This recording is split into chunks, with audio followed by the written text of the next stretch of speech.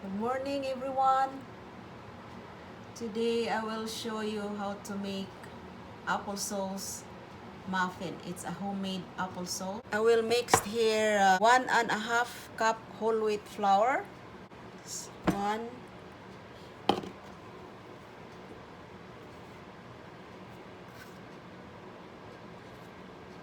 1.5 cup whole wheat flour and a 1/4 teaspoon of baking powder.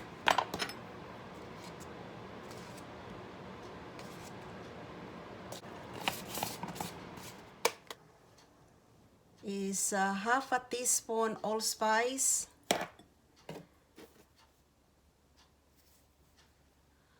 And 2 teaspoons cinnamon.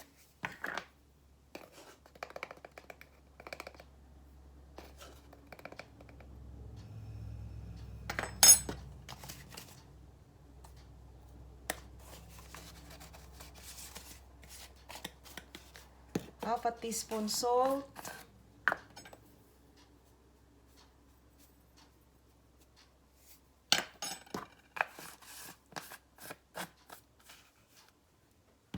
And a half a cup old-fashioned oats. Chopped walnuts. Mix it all together.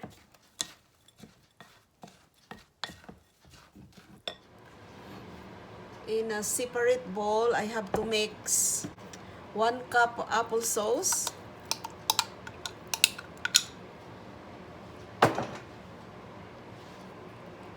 2/3 cup honey,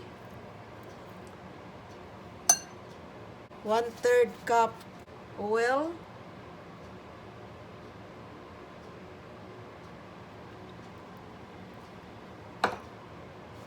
and 1.5 teaspoon of vanilla.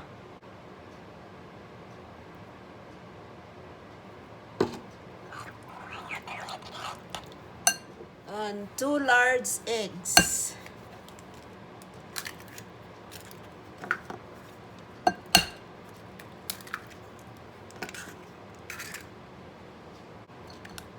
Mix it up together. Dry ingredients and wet ingredients, those eggs, applesauce, and oil.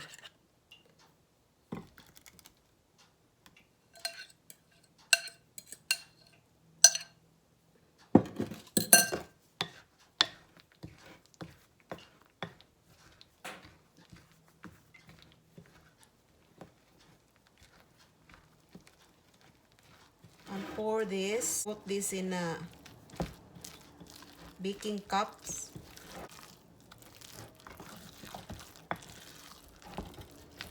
About 3/4 full of butter in here.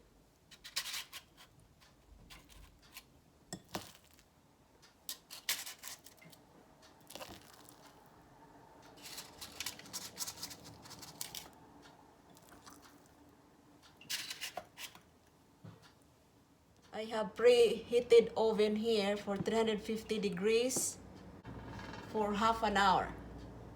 My applesauce is ready.